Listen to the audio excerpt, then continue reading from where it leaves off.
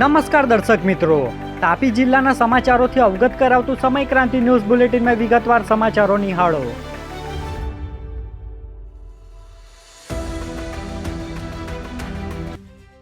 વ્યારાના મુસા ગામે આવેલ પાણીની ટાંકી શોભાના ગઠિયા સમાન. રહીશોએ પાણી માટે વલકા મારવાની નોબત. વ્યારા તાલુકાના મુસા ગામે આવેલ પાણીની ટાંકી વિભાગ દ્વારા બનાવવામાં આવી છે, પરંતુ આ ટાંકીનું પાણી નજીકમાં રહેતા રહીશોને પણ મળતું નથી, જેને લઈ પાણી માટે રહીશોની સમસ્યા વધતા સ્થાનિક મહિલાએ મીડિયાને માહિતી આપી હતી.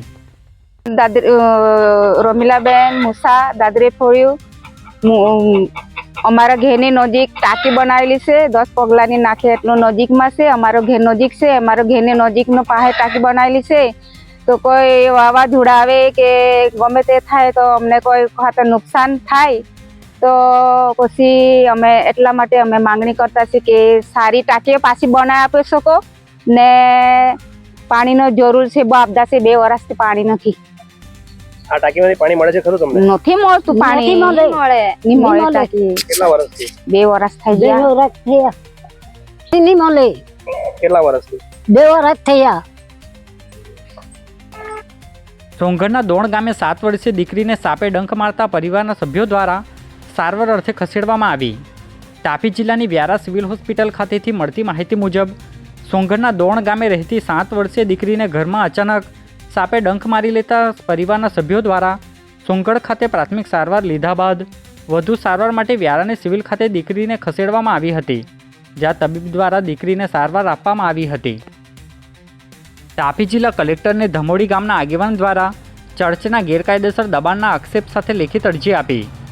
તાપી જિલ્લા કલેક્ટરને ધમોડી ગામના બિપિનભાઈ ગામિત દ્વારા લેખિત અરજી આપી રજૂઆત કરવામાં આવી છે, જેમાં ધમોડી ગામમાં આવેલ ગામઠણની જમીન પર ગેરકાયદેસર રીતે દબાણ કરેલ છે, જે તપાસ કરી દબાણ હટાવવામાં આવે સહિતની અલગ અલગ મુદ્દે રજૂઆત કરવામાં આવતા આગેવાન કૈલાસભાઈ ગામિત દ્વારા મીડિયાને માહિતી આપવામાં આવી હતી.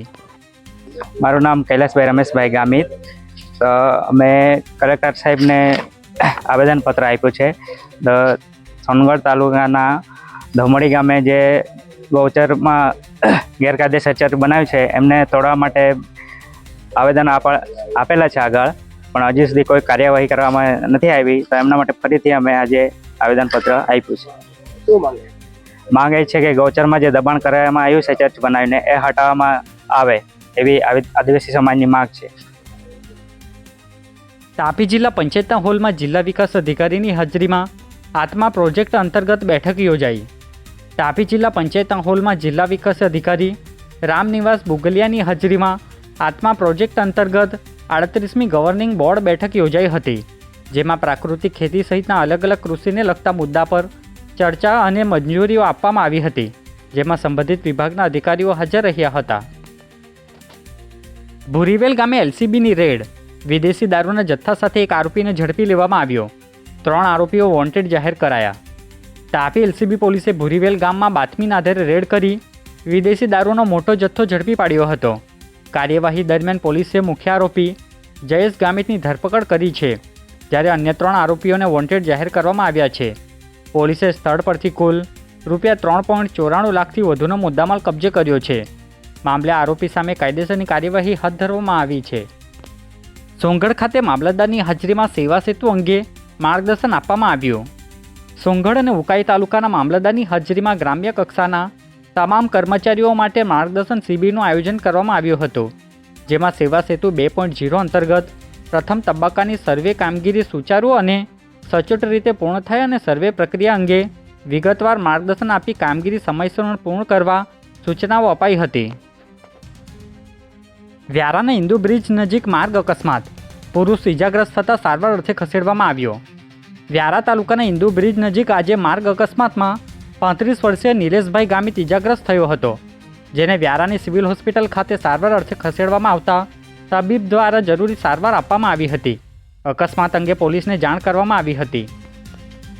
તાપી જિલ્લા કલેક્ટર દ્વારા બેડવણ પ્રાથમિક શાળાની મુલાકાત લીધી. તાપી જિલ્લાના સોંગઢ તાલુકાના ખડકા ગામ ખાતે આવેલી બેડવણ પ્રાથમિક શાળાની જિલ્લા કલેક્ટરે મુલાકાત લીધી હતી. મુલાકાત દરમિયાન શૈક્ષણિક કામગીરીનું નિરીક્ષણ કરી વિદ્યાર્થીઓ સાથે સંવાદ સાધ્યો હતો, તેમજ શિક્ષકોને ગુણવત્તાસભર શિક્ષણ માટે જરૂરી માર્ગદર્શન આપવામાં આવ્યું હતું.